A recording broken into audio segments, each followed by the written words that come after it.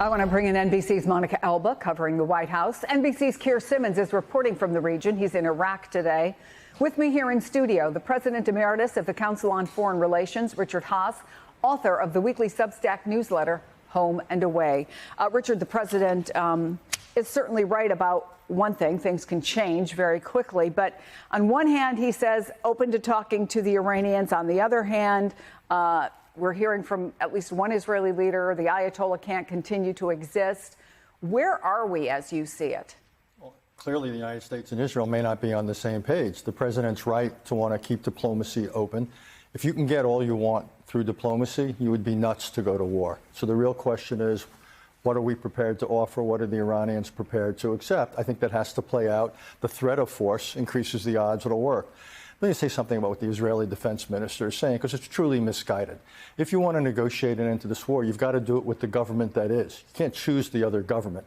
Second of all, we don't want to start normalizing assassinations. The United States doesn't want to. Israel doesn't want to. Thirdly, it's naive about Iran. Do they think that the next leader of Iran is going to be some Thomas Jefferson speaking Farsi? That's preposterous.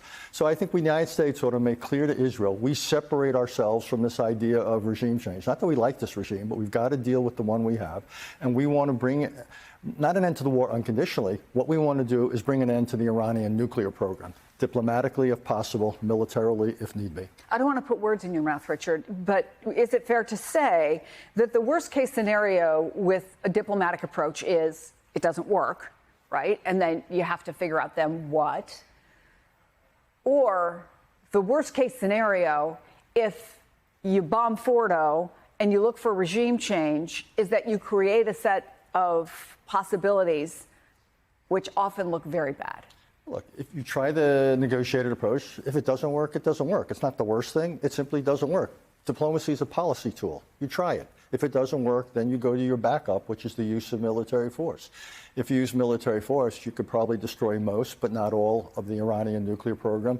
You've got to deal with the consequences of that. You then got to deal with the consequences of potential Iranian military retaliation against American troops, against shipping, what have you. There's no perfect option here. There's nothing you can do that you're going to be confident in saying it's going to get rid of the nuclear program, we're going to have a democratic government in Iran, and we're not going to have any blowback. That's not on the table. You've got to choose from the options you have. The least bad one is to try the diplomatic path. If that doesn't work, then I would say, yes, plan B ought to be the military without any illusions that it's a panacea.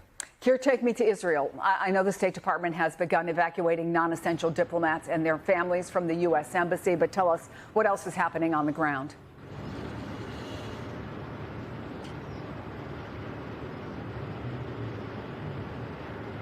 Keir, can Keir hear us?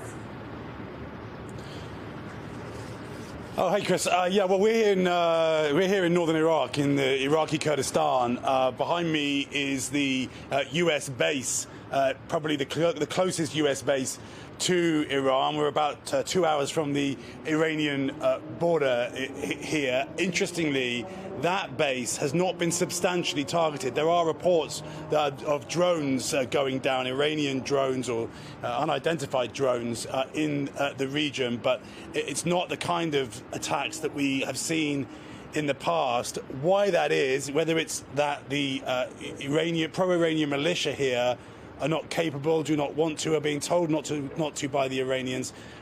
That is an open question, because you're right. You mentioned Soroka Hospital in Israel that was hit overnight, and the Israelis saying overnight more than 65 in Israel have been injured. That hospital taking a direct hit, and that is in southern Israel, so it's a long way for the Iranians to target. And meanwhile, in Iran, across the border from here overnight, the Israelis again hitting multiple sites that are part of the Iranian nuclear program. The question of whether the US will engage and use that huge bomb, that 30,000-pound bomb, to hit the Fordo nuclear site in Iran is the one that we understand. We know that President Trump is is grappling with now. One of the issues is it's not absolutely certain that that bomb can do the job, if you like, in Fordo. And again, you're faced with this challenge of whether, in fact, what happens is that through kinetic action, through military action, albeit from the air, you encourage, if you like, some kind of Iranian leadership at some point to rush towards a nuclear bomb. Is it possible? Some Israeli officials are already clear that they don't think that they can destroy the Iranian nuclear program, that they can just damage it, which suggests, unless there is a change of leadership in Iran, then there is little chance of there not being another confrontation later. And just another point, because we're here in northern Iraq, so this is the Kurdish area. This is a place the Kurdish people have risen up before inside Iran, and they haven't had help. So the people that we talk to here say if regime change is what is wanted, then there needs to be some kind of sign that if they do stand up, that there will be support.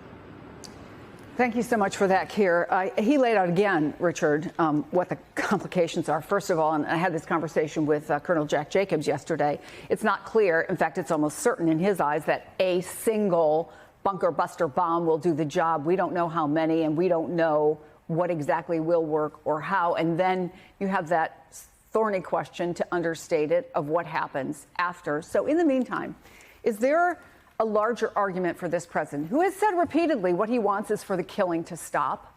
We also know from him, but very pointedly from his supporters, that he would love to get a Nobel Peace Prize, that the path to that does not come through American weaponry. May not come either way. 10 bunker busters will not destroy all of Iran's nuclear program. I would guarantee that there's material and equipment in places we don't know about. The Iranians have had years to squirrel it away. So let's just... In spite of all the U.S. and Israeli intel. Despite all the intel, despite all the inspections, you can't look under every roof in a country. You can't look in every garage, every basement. So let's just posit some Iranian nuclear materials and equipment will survive. The Iranians always knew this was a possibility. So that's an imperfect option. Let's try diplomacy again. And you could get an agreement. We have to have a demanding agreement. Then the question is, do the Iranians comply with it fully? Do you think the Ayatollah wants an agreement? Well, I think there's reasons for it. Getting more hammered militarily doesn't help them. The regime is in trouble. The Israelis have not gone after Iran's ability to export oil. That could really cripple their economy. Once before in Iran's history, I think people should remember this, in 1988, they made a tough decision. The first Ayatollah of revolutionary Iran said, this is like drinking poison to me, but I will enter into a ceasefire with Saddam Hussein, even though he started a war with us. Why? To preserve this revolution. What we want to do is persuade the Iranians that this is the second time in their history, in their modern history, that the Ayatollah needs to drink poison, metaphorically, to preserve the revolution. And to do that, they have to get out of the nuclear business. That has to be our policy. Monica, while we wait for the president to announce his next move, I want to play a little more from Prime Minister Netanyahu, who was asked about it just this morning. That's a decision for the president to make, but I can tell you that they're already helping a lot because they're participating in the protection of the skies over Israel and its cities with THAAD missile batteries that are in Israel, with Aegis ships that are on the shore of Israel, with our pilots that are fighting alongside our pilots to knock out drones. I think it's a remarkable cooperation. So what do we know about what the president is considering compared to what's already happening? Yeah, and that's the key question here, Chris, because we know that he has a menu of options that he could be still deliberating over. There are no indications he's made a final decision. In fact, he told reporters yesterday that he could wait up until the very last second to ultimately make that choice about pushing the U.S. further into this conflict. We know that he does plan to continue to aid Israel in its defense as they are intercepting more missiles and drones from Iran. That is something that we expect to continue.